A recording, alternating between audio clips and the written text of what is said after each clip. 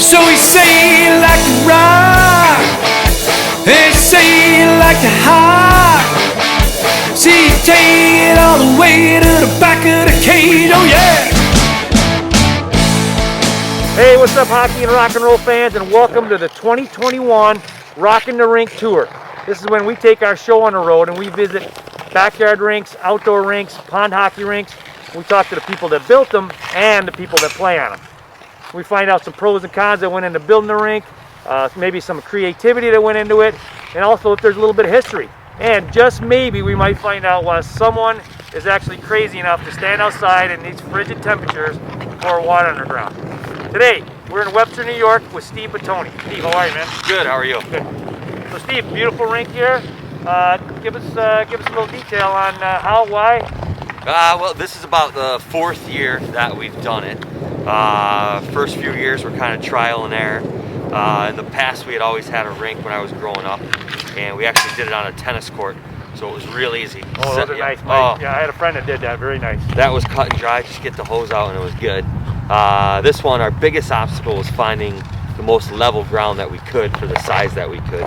So, you know, the biggest thing that we had to do was kind of manipulate the size of the rink that we were going to do in relation to the elevation, because I didn't want one side being 18 inches deep and then one being And a lot of people have that, inches. including me, have that problem where it's very uneven. So. Yeah, so one of the things that we did is, luckily with work, I have a laser, so I could shoot grade and things like that. So I was able to find out exactly where it was going to be level. So we found the right spot, and the biggest we could do was this size right here, which in all honesty, I probably wouldn't go any bigger just because it gets to be a maintenance headache. Oh yeah.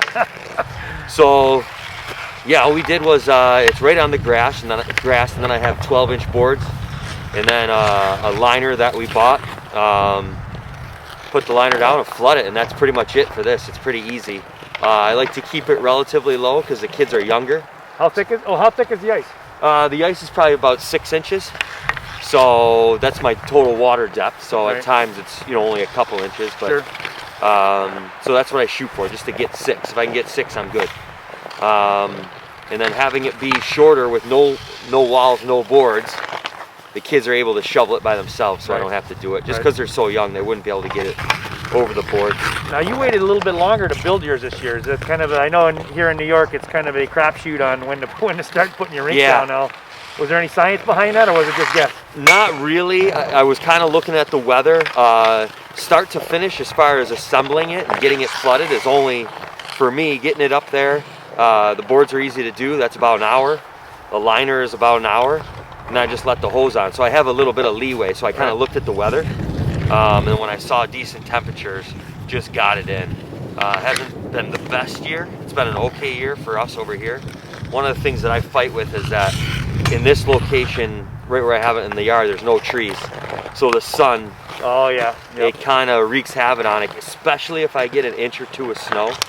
It almost insulates it. It could be 28 degrees out, but when that sun hits that snow, it makes it just awful. So it's almost, we've got to be out here. I can't leave snow on it when it's in the full sun. So we go through that argument all the time. Now, speaking of insulation, I know at my rink that if I put the liner down too soon and the ground's not frozen, it actually keeps the heat in the ground a little longer and takes, longer for the water to freeze on top, even when it's frigid outside. Did you find that here? Or? We have found that in years past. So what'll happen is we'll put that liner down and it'll look like it has condensation on the back side of it, and it's literally that heat coming up on the cold water. So yeah, we had issues with that, especially along the edges as well, because that heat will kind of try to escape up the sides. So that's one of the things we had in the past ran into. But this year, putting in a little later, I didn't run into that too much. Yeah, that's always a tough one. Now, a little history. You're a hockey player. Your son's a hockey player. Yep. Any other history? You said you had a rink growing up as a kid? Yeah, so I had a buddy that had tennis courts, and then we would flood that. We were probably about 13, 14, 15, and we got it so it was extremely nice. I mean, we had walls of snow and things like that, but we were out there every day. I mean, at least 6 days a week, babysitting it in the dark with hoses, multiple hoses, sprinklers. I mean, sprinklers would freeze and crack, so we'd be trying to find hoses and sprinklers you know, at Home Depot in the middle of January, which is almost impossible. So that was quite a headache. They didn't have Amazon back in those days either. Definitely did not, no. So Steve, do you ever, when you're standing out here and it's probably like 10 degrees and it's dark out and you're pouring water on the ice, do you ever say, what am I doing out here right now? This is crazy. I probably say that every time I'm out here. Every time. In fact, I've had to start bringing the earbuds out just to get my mind off whatever I'm thinking about, because it wanders when you're standing out here. Literally, like you said, I was out here the other night. It was probably 9 o'clock, just pitch black. And for me, it was okay. I know the neighbor real well, so they wouldn't question it. But the neighbors in the back were probably like, what the heck is this guy doing? So, yeah. What keeps you coming back? I know hockey players are crazy. Is that what it is, or is there more to it? Or? Yeah, I think that's it. Mainly because I'll be, you know, gone at work all day, and I'll call home and say, hey, what are the kids doing? And he'll be out here for 3-4 hours just going. So it's kind of, you know, doing it for them. Yep. Because they just won't come off. I mean, we have to pull him off sometimes because he looks like his face is about to turn purple. So. No, that's great. I have many fond memories of playing hockey when I was a kid on the backyard rink and on friends' rinks. And, you know, it's kind of, you just want your kids to kind of share in that same experience because they're being active. They're practicing something they love, which doesn't matter what it is. You're glad they're doing it.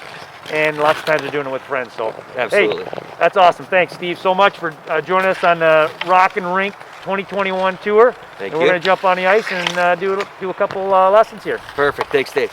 Hey, what's up, hockey and rock and roll fans? We're at the rink of John Bottoni here in Webster, New York. John, how are you? Good, how are you? You may have recognized John. He's been in a couple shows before. He's got some pretty sick cellies. I think you do that, is that the zombie walk where you, is that one of your cellies? Yeah. You really do that when you score? No? John, what's the name of your rink here? Snowflake Arena. Snowflake Arena. Wow. Did you make that up yourself? Yeah. Awesome. Good. So John, we're going to work on some snapshots today. How's that sound? Good. Pretty good? Yep. All right. All right, so today we're going to work on snapshots with John. And John, you're 10 years old, right? Huh? So he's at a great age to start working on a different type of shot other than a wrist shot. So why would you use a snapshot? One is it's a quicker release, so it's a very situational shot. If you're in front of the net, you want to get the puck off very quickly.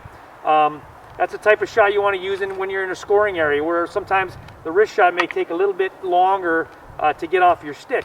So teaching it when they're young is important because it takes time to not only get good technique, but to develop that strength that you need with the wrist explosion and getting his upper body coming down to work on the flex and the stick. So you're never really too early to start learning new shots on how to score more goals. All right? So John, what we're going to do first is let's get your setup here. So there's your puck right here. Okay, get up there. Now, while you're addressing the puck here, John, first thing is, where's the net at? It's right there. So know where the net is so that you can get set up properly. Okay, we call this shot preparation. It's what you do prior to shooting the puck. Just like in baseball, you go through your prep before every pitch. In golf, no matter where you're at, you go through a preparation.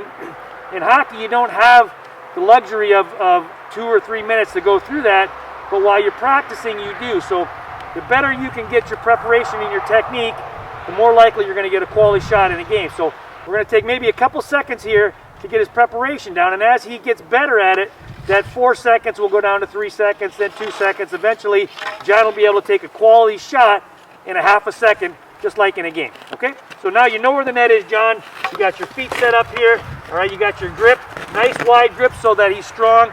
We're gonna move that puck just inside his front foot right there, okay? And make sure his top hand is out front of his body, so we have a backwards angle on his stick right there, okay? Now, the snapshot can go anywhere from 1 inch backswing up to your hip up here. Anything above that's going to become a slap shot. And then anywhere in between, it really doesn't matter. So there's a lot of variation with a snapshot.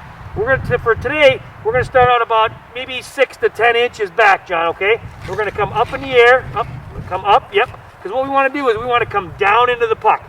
All right, we're going to talk about power sources in just a second. So he's going to come up about a foot. He's going to transfer that weight onto his back foot. And then he's going to explode into the shot. All right, so we're going to start out in the position that you want to strike the puck in, and then we're going to go from there. All right, John? Go ahead and rip a couple. Good. Do the other one. Get yourself set up first. Know where the net is. When you're ready, go ahead and rip it. Good.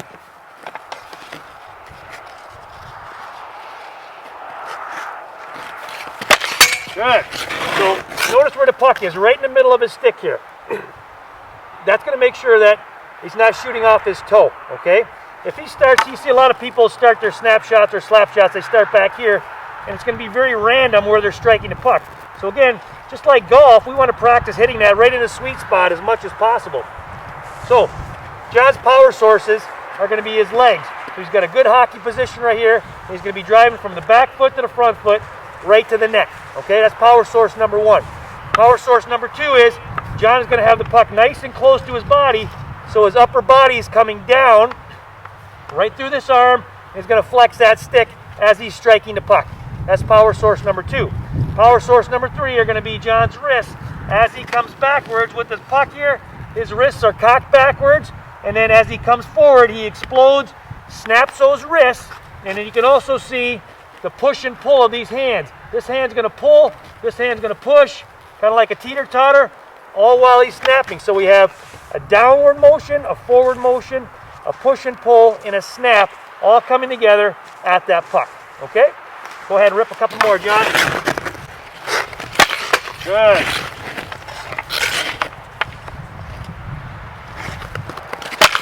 Back up and stay back here, John.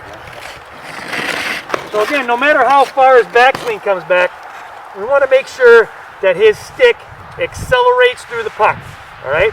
So once he stops here and starts coming forward, his stick needs to speed up or accelerate through that puck. Also, we want to make sure we're always shooting to score. So not only is John trying to shoot the puck as hard as he can, but right now we're aiming at the middle bar, and John's follow-through is going to go back foot, front foot, and then he's going to be able to really reach here. So this front leg is going to support him while he's reaching.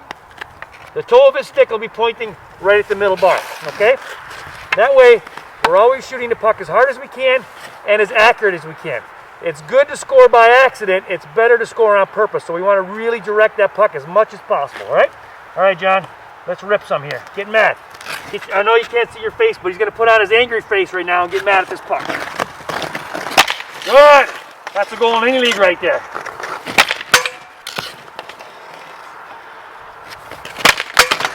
So good. If you notice, John's prep time here is about 2 seconds, okay? Because we've worked on this before. So he's making sure that he's shooting quality shots every time. Now here's a little tip for you. Whenever you're shooting pucks at home or at practice, don't shoot 50 pucks in a row or even 20 pucks in a row. Shoot 5, maybe 7, then take at least a 10-second break, take a deep breath, reset your brain, and then shoot again. Because I don't care who you are or how long you played, if you try to shoot too many pucks, you're just going to start getting sloppy. We want to make sure that we're shooting every shot the best shot we can. So shoot 5 or 7 pucks, reset, and keep doing it again. Hold that follow through right to the middle bar.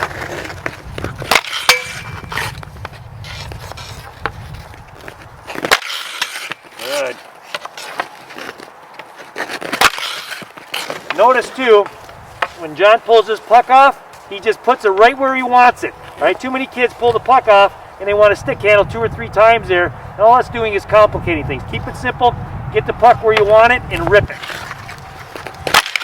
Good. So even though he's going to shorten up his backswing, everything is going to be the same. It's just going to be shorter and quicker. Even shorter than that. Make sure you're snapping right through it. Good.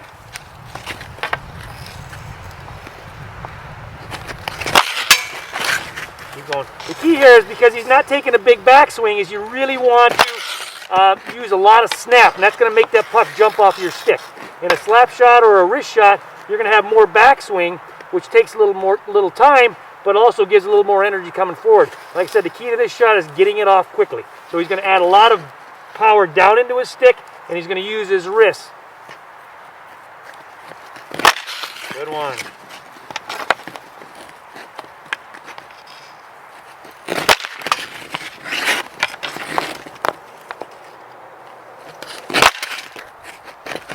Oh, that's a goal. There it is. Hey, thanks for watching the Rockin' Hockey Show on our 2021 Rockin' the Rink Tour. Can you do that with your gloves? Not really, no.